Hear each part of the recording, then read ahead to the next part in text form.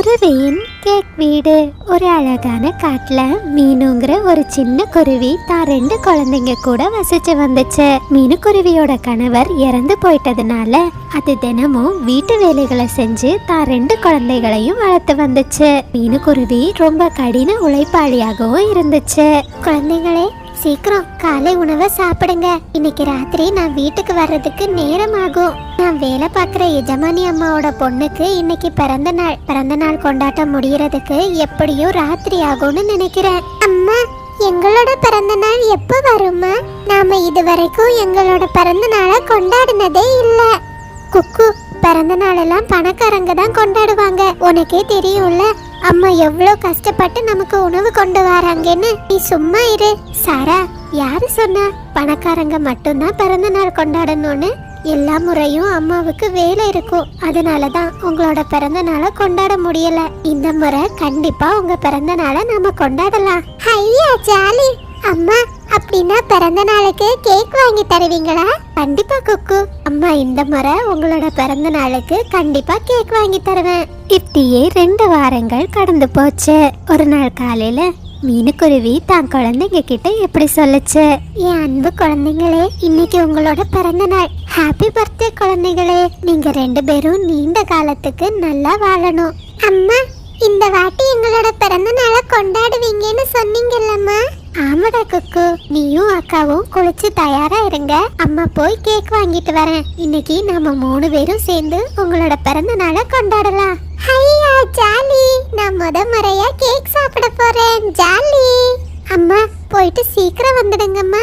நீங்க வர்றதுக்காக நாங்க காத்துக்கிட்டே இருப்போம். உடனே மீனுக்குருவியும் கேக் வாங்குறதுக்காக சந்தையை நோக்கி பறந்து போச்சு. அந்த காட்டுல இருந்து சந்தை ரொம்ப தொலைவுல இருந்துச்சு. மீனுக்குருவி அடர்ந்த காட்டையும் நதியையும் கடந்து போய்கிட்டு இருந்துச்சு. ஒரு வழியா சந்தைக்கு வந்த மீனுக்குருவி ஒரு கழுகோட கடையில இருந்து கேக்க வாங்குச்சு. பிறகு அந்த கேக்கை எடுத்துக்கிட்டு ரொம்ப வேகமா தன்னோட காட்டை நோக்கி போய்கிட்டு இருந்துச்சு. ரொம்ப தூரம் பயணம் பண்ணினதுனால மீனுக்குருவிக்கு ரொம்ப தாகம் எடுத்துச்சு. போற வழியில அது ஒரு பெரிய நதியை பார்த்துச்சு. உடனே மீனுக்குருவி அந்த நதியில தண்ணி குடிக்க ஆரம்பிச்சது. அந்த சமயத்துல ஒரு பாம்பு தண்ணி குடிக்கிறதுக்காக நதிக்கரைக்கு வந்துச்சு. அப்படி வந்த பாம்பு மீனுக்குருவிய கடிச்சிடுச்சு. ஐயோ கடவுளே, என்ன இது சோதனை! இந்த பாம்பு என்னோட ரெக்கையில கடிச்சிடுச்சு. என்னால இப்ப அசைய கூட முடியல. நான் இப்ப என்ன செய்யறது? அந்த நேரத்துல அந்த பக்கமா ஒரு வனதேவதை வந்துகிட்டு இருந்தாங்க. மீனுக்குருவி அழுத சத்தத்தை கேட்ட வனதேவதை நதிக்கரையை நோக்கி போனாங்க. குருவி, உனக்கு என்ன ஆச்சு? எதுக்காக இப்படி அழுதுகிட்டு இருக்க? வனதேவதையே, ஒரு மோசமான பாம்பு என்ன கடிச்சிடுச்சு. தயவு செஞ்சு என் உயிரை காப்பாத்துங்க. என்ன நம்பிதான் என் 2 குழந்தைங்களும் இருக்காங்க. குருவி, நீ என்ன மன்னிச்சிடு. இறப்பையும் தடுக்கிற சக்தி எனக்கு கிடையாது. வனதேவதையே, அப்படின்னா என்னோட கடைசி ஆசையா நான் உங்ககிட்ட ஒண்ணு கேக்குறேன். தயவு செஞ்சு என் 2 குழந்தைங்களையும் நீங்க பாத்துக்கோங்க. நான் இல்லாம என் 2 குழந்தைங்களும் தனியா கஷ்டப்படுவாங்க. இந்த கேக்க என் 2 குழந்தைங்க கிட்டையும் கொடுத்துடுங்க அப்படின்னு சொல்லிட்டு மீனுக்குருவி அந்த இடத்துலயே இறந்து போயிடுச்சு. உடனே வனதேவதை மீனுக்குருவி சொன்னபடியே அந்த கேக்கை எடுத்துக்கிட்டு மீனுவோட வீட்டுக்கு பறந்து போச்சு. பயப்படாதீங்க குழந்தைங்களே, நான் தான் வனதேவதை. உங்க அம்மா தான் என்னை இங்க அனுப்பி வச்சாங்க. இந்த கேக்க உங்க அம்மா உங்களுக்காக என்கிட்ட தந்து விட்டாங்க. அப்படியா? வனதேவதையே, எங்க அம்மா எங்க? குழந்தை சாரா இப்படி கேட்டதுமே வனதேவதை நடந்த எல்லா விஷயத்தையும் குழந்தைங்க கிட்ட சொன்னாங்க. உடனே 2 குழந்தைங்களும் அழ ஆரம்பிச்சிட்டாங்க. ஐயோ அம்மா, நீங்க இல்லாம நாங்க என்ன செய்வோம்மா? எங்களுக்கு நீங்க வேணும்மா. அம்மா. குழந்தைகளே, வருத்தப்படாதீங்க. இந்த பூமியில பிறந்த ஒவ்வொருத்தரும் ஒரு நாள் இந்த பூமியை விட்டு போக வேண்டியதுதான். இந்தாங்க, இந்த கேக்க சாப்பிடுங்க. இல்ல, எங்களுக்கு இந்த கேக்க வேண்டாம். இந்த கேக்கால தான் எங்க அம்மா எங்களை விட்டு போயிட்டாங்க. இல்லனா இந்த நேரம் எங்க அம்மா எங்க கூடயே இருந்திருப்பாங்க. கவலைப்படாதீங்க, உங்களை பாத்துக்கிறதுக்காக தான் உங்க அம்மா என்ன இங்க அனுப்பி வச்சிருக்காங்க. இது உங்க அம்மாவோட கடைசி ஆசையை நிறைவேற்றுற நேரம். வாங்க என் கூட அப்படின்னு சொன்ன வனதேவதை 2 குழந்தைங்களையும் கூட்டிக்கிட்டு ஒரு மரக்கிளைய நோக்கி பறந்து போனாங்க.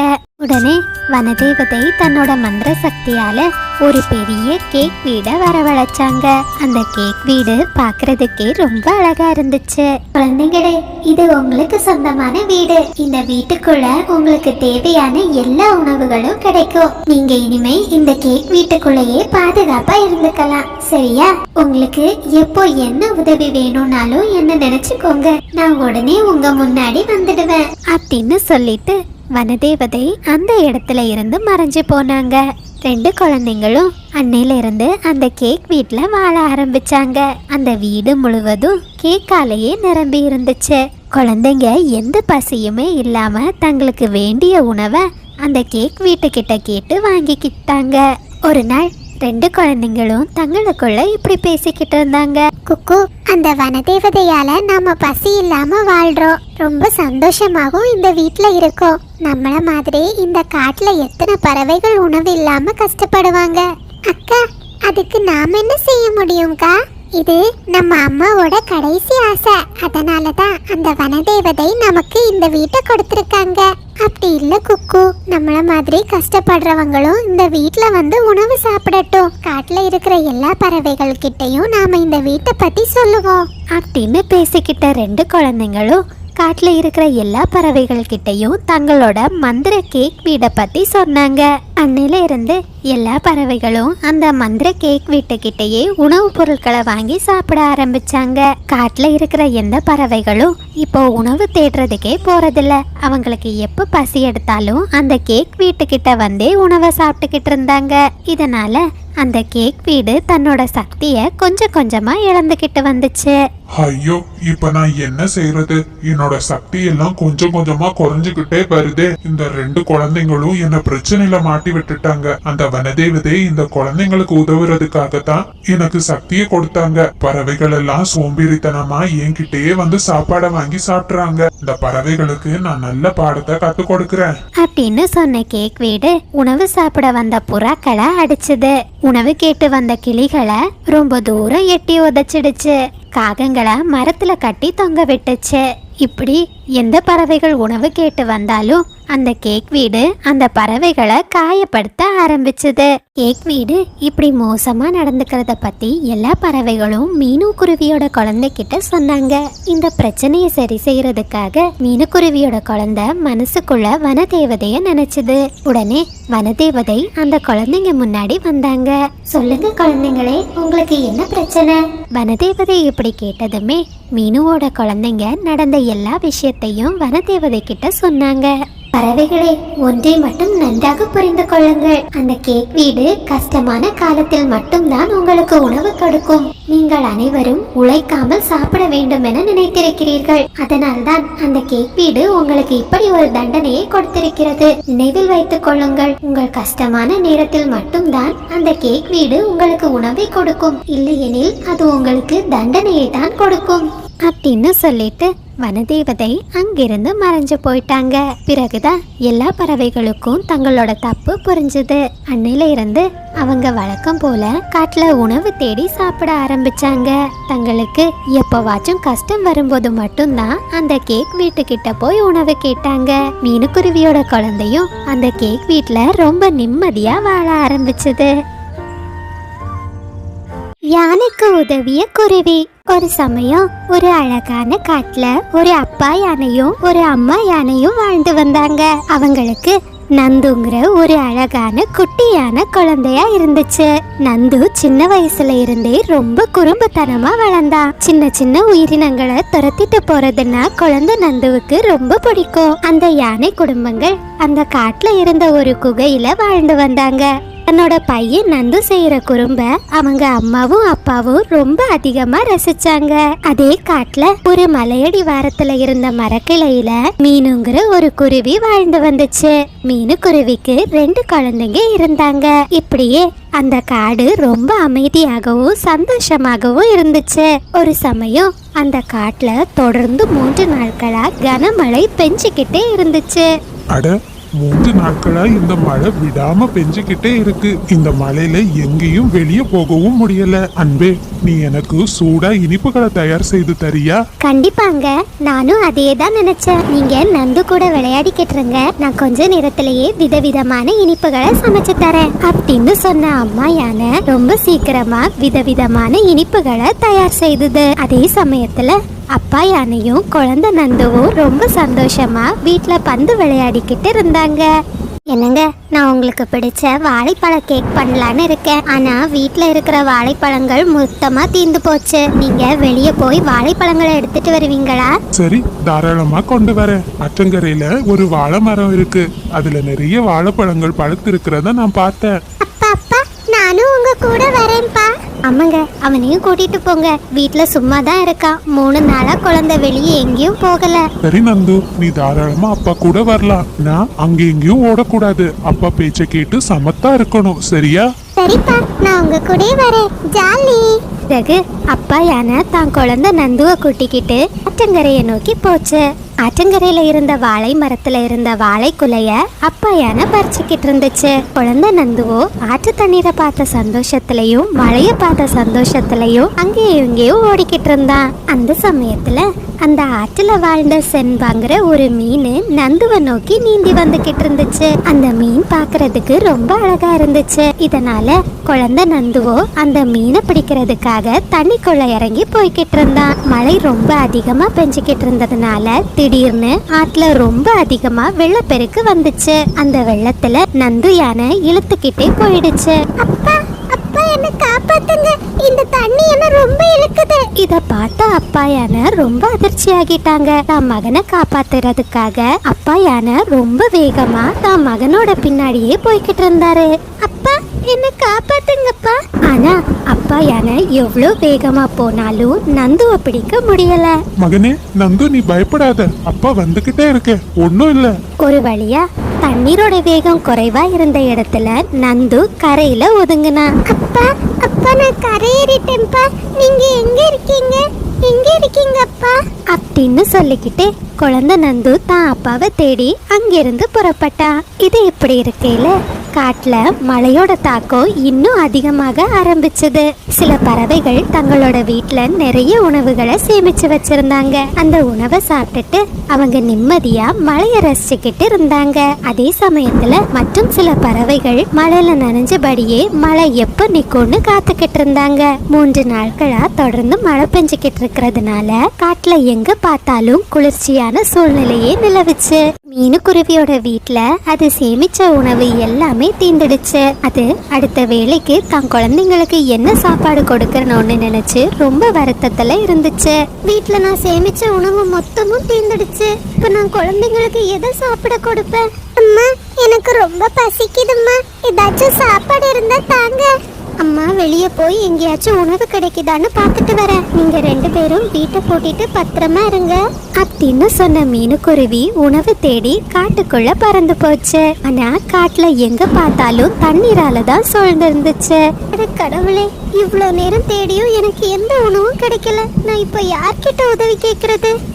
காலு அண்ணாவுக்கு நான் நிறைய உதவிகள் செய்திருக்கேன். கண்டிப்பா அவரு எனக்கு திருப்பி அந்த உதவியை செய்வாரு அப்படின்னு சொன்ன மீனுக்குருவி காலுக்காகத்தோட வீட்டை நோக்கி பறந்து போச்சு. காலுக்காகத்தோட வீடு அடர்ந்த மரங்களுக்கு நடுவுல இருந்துச்சு. காலு, இந்த பாலா போன மழை எப்பதான் நிக்கும்னு தெரியல. 3 நாளா வீட்டுக்குள்ளேயே நாம அடைஞ்சு கிடக்குறோம். ராணி, மழை பெய்யட்டுமே. மழை பெய்யறதும் நல்லதுதான். இல்லைன்னா நம்ம காட்டுல பஞ்சம் வந்துடும். நம்ம வீட்டுல தான் 1 வாரத்துக்கு சாப்பிடுறதுக்கு உணவு இருக்கே. பின்ன எதுக்கு நம்ம இந்த மழைக்காக பயப்படணும் அப்படின்னு 2 காகங்களும் பேசிக்கிட்டு இருந்த நேரம் மீனுக்குருவி காலுக்காகத்தோட வீட்டின் கதவை தட்டுச்சு. காலு அண்ணா, நான் தான் மீனு வந்திருக்கேன். தயவு செஞ்சு உங்க வீட்டோட கதவை திறங்க. மழைனாலும் இந்த குருவிகளோட தொல்லை தாங்கவே முடியல. காலு, கண்டிப்பா அந்த குருவி ஏதாச்சும் உதவி கேட்டுதான் வந்திருக்கோம். நம்ம வீட்டுல தானியங்கள் இல்லைன்னு சொல்லிடுங்க. காலு அண்ணா, வெளியே நல்ல மழை பெஞ்சுக்கிட்டு இருக்கு. தயவு செஞ்சு வீட்டோட கதவை திறங்க. இரு மீனு, நான் இப்பவே கதவை திறக்கிறேன் அப்படின்னு சொன்ன காலுக்காகவும் தான் வீட்டோட கதவை திறந்துச்சு. மீனு, என்ன விஷயம்? இந்த மழையில என்ன பார்க்க வந்திருக்க? காலு அண்ணா, ரொம்ப முக்கியமான விஷயம். உங்களால எனக்கு ஒரு உதவி ஆகணும். சரி சரி மீனு, வா வீட்டுக்குள்ள வா, நாம பேசலாம். கழுவனா குழந்தைங்களுக்கு உணவா கொடுக்க எந்த தானியமும் இல்ல. உங்ககிட்ட ஏதாச்சும் தானியங்கள் இருக்கா? இல்ல மீனு அக்கா, எங்க கிட்டயும் எந்த தானியங்களும் இல்ல. நாங்களும் ரொம்ப பசியா இருக்கோம். ராணி, முதல்ல வாயை மூடிட்டு நீ வீட்டுக்குள்ள போ. காலுக்காக இப்படி சொன்னதுமே ராணிக்காகவும் எதுவுமே பேசாம வீட்டுக்குள்ள போயிடுச்சு. இன்னும் நீ ராணி பேசுனதெல்லாம் பெருசா எடுத்துக்காத. குழந்தைங்களுக்கு உணவா தர என்கிட்ட தானியங்கள் இருக்கு, நான் இப்பவே எடுத்துட்டு வரேன். பிறகு காலுக்காகவும் கொஞ்சம் தானியங்களை எடுத்து மீனுக்குருவிக்கு கொடுத்துச்சு. காலுவண்ணா, ரொம்ப நன்றி. இந்த உதவியை நான் மறக்கவே மாட்டேன். மழை முடிஞ்ச 2 நாட்கள்லயே நீங்க கொடுத்த தானியங்களை நான் உங்களுக்கு திருப்பி கொடுத்துடுறேன் சொன்ன மீனுக்குருவி அந்த தானியங்களை எடுத்துக்கிட்டு தன்னோட வீட்டை நோக்கி பறந்து போச்சு. அப்படி வீட்டுக்கு பறந்து போகிற வழியில அம்மா யானையும் அப்பா யானையும் அழுதுகிட்டே தான் குழந்தை நந்துவை தேடி போய்கிட்டு இருக்கிறத மீனுக்குருவி கவனிச்சது. அதே சமயத்துல மழையோட சேர்த்து வேகமான காற்றும் வீசினதுனால மீனுக்குருவியோட வீடு அந்த காற்றுல அங்கேயும் இங்கேயும் ஆடிக்கிட்டே இருந்துச்சு. இத பார்த்ததுமே மீனுவோட குழந்தைங்க ரொம்ப பயந்துட்டாங்க. அம்மா, நீங்க எங்கம்மா இருக்கீங்க? சீக்கிரம் வாங்கம்மா, நம்ம வீடு ஆடிக்கிட்டே இருக்கு, எனக்கு ரொம்ப பயமா இருக்குமா. அந்த சமயத்துல குழந்தை நந்துவோ தான் அப்பா அம்மாவை தேடி அந்த பக்கமா நடந்து வந்துகிட்டு இருந்துச்சு. குருவி குழந்தைங்க கத்துற சத்தத்தை கேட்ட நந்து யானையோ அந்த கூடு கீழே விழுந்து உடைஞ்சிடாதபடி அதை பத்திரமா எடுத்து கீழே வச்சது. கொஞ்ச நேரத்திலேயே மீனுக்குருவி அந்த தானியத்தை எடுத்துக்கிட்டு அங்க வந்துச்சு. தன்னோட வீடை காணாததுமே அது அங்கேயும் இங்கேயும் தான் வீட்டை தேடிச்சு. யானையே, இந்த மரக்கிளையில தான் என்னோட வீடு இருந்துச்சு, அது இப்ப காணல. நீ என் வீட்டை பாத்தியா? ஆண்டி, நான் தான் உங்க வீடை பத்திரமா எடுத்து கீழே வச்சிருக்கேன். உங்க வீடு விழுற நிலைமையில இருந்துச்சு, என்னோட பின்னாடி தான் உங்க வீடு இருக்கு. உடனே மீனுக்குருவியும் ரொம்ப வேகமா பறந்து தான் வீட்டுக்குள்ள போச்சு. வீட்டுக்குள்ள தான் 2 குழந்தைங்களும் பத்திரமா இருக்கிறத பார்த்த மீனுக்குருவி ரொம்ப சந்தோஷப்பட்டுச்சு. அட குழந்தை, நீ எனக்கு பெரிய உதவி பண்ணிருக்க. அம்மா, இந்த மழையில இங்க என்ன பண்ற? உன் அப்பா அம்மா எங்க? குருவி ஆண்டி, நான் என் அப்பா அம்மாவை தொலைச்சிட்டேன். எனக்கு என் அப்பா அம்மா கிட்ட போகணும், என் அப்பா அம்மாவை பார்க்கணும். அதே நேரத்துல அம்மா யானையும் அப்பா யானையும் ஒரு நதிக்கரை வழியா அந்த நந்துவை தேடி போய்கிட்டு இருந்தாங்க. இத அந்த நதியில உட்கார்ந்திருந்த வாத்து குஞ்சு பார்த்துக்கிட்டே இருந்துச்சு. மீனுக்குருவியோ தான் 2 யானைகள் பார்த்த திசையை நோக்கி குழந்தை நந்துவை கூட்டிட்டு போச்சு. நந்துக்கும் எப்படியாச்சும் தான் அம்மா அப்பாவை சந்திச்சிடலான்னு ஒரு நம்பிக்கை வந்துச்சு. வாத்தே, இந்த பக்கமா 2 யானைகள் அதனோட குட்டியை தேடி போறத நீ பாத்தியா? ஆமா குருவி, நான் பார்த்தேன். அவங்க கொஞ்ச நேரத்துக்கு முன்னாடி தான் இந்த திசையில போனாங்க. நீங்க கொஞ்சம் வேகமா போனா சீக்கிரம் அவங்கள பார்த்துடலாம். நந்து யானை குட்டியோ ரொம்ப வேகமா அந்த வாத்து சொன்ன திசையை நோக்கி போனா. கொஞ்ச நேரத்திலேயே தான் அம்மா அப்பாவையும் பார்த்துட்டான். குழந்தை கிடைச்ச சந்தோஷத்துல 2 யானைகளும் தான் குழந்தைய ரொம்ப கொஞ்சினாங்க. நந்து, நீ எங்கடா போயிட்ட? அனு அப்பாவும் உன்னை எங்கெல்லாம் தேடணும் தெரியுமா? அம்மா, நான் உங்ககிட்ட திரும்பி வந்ததுக்கு காரணம் மீனு ஆண்டி தான். அவங்க தான் எனக்கு ரொம்ப பெரிய உதவியை செய்திருக்காங்க. ரவி, உனக்கு ரொம்ப நன்றி. நீ மறுபடியும் எங்க குழந்தைய எங்க கிட்ட சேர்த்துட்ட அப்படின்னு சொன்ன அம்மா யானை குருவி செய்த உதவிக்கு கைமாறா மீனுக்குருவிக்கு நிறைய பண்டங்களை செய்து கொடுத்தாங்க. மறுபடியும் அம்மா யானையும் அப்பா யானையும் குழந்தை யானையும் ரொம்ப சந்தோஷமா அந்த காட்டுல வாழ ஆரம்பிச்சாங்க. நண்பர்களே, இது சப்ஸ்கிரைபர் விருப்பத்திற்கான நேரம். ஹர்ஷா, பிரக்தீஷா, கவின், அஜ்மல், ஆதித்யன், ஜெயதேவ், நிலா, ஜீவா, ரக்ஷித், ரோகித், சாருஸ்ரீ, ஆஷிகாஸ்ரீ எல்லா குட்டீஸ்க்கும் ஒரு பெரிய ஹாய். விக்கி, பிசு, ஜனி, ரம்ஜான், ரஃபீனா, ஜனையா, ஷீக் எல்லா குட்டீஸ்க்கும் ஒரு பெரிய ஹாய். அஜய், விஜய், ரைஹான், ஜெயவர்ஷன், சந்தோஷ், சுபிக்ஷன், பாலாஜி, சுமி, பவி, சிவா, பிரவீனா, சிவபாலன், பார்கவி, விஜயபாலன், லித்தூன், பிரகாஷ், ஹேமலதா, ஷெரீமா, வல்லரசு, அருணா, யாஷி, ஜனா, புகழினி, பாவனா எல்லா குட்டீஸ்க்கும் ஒரு பெரிய ஹாய். நீங்கள் அனைவரும் அளித்து வரும் அன்புக்கும் ஆதரவுக்கும் மிக்க நன்றி.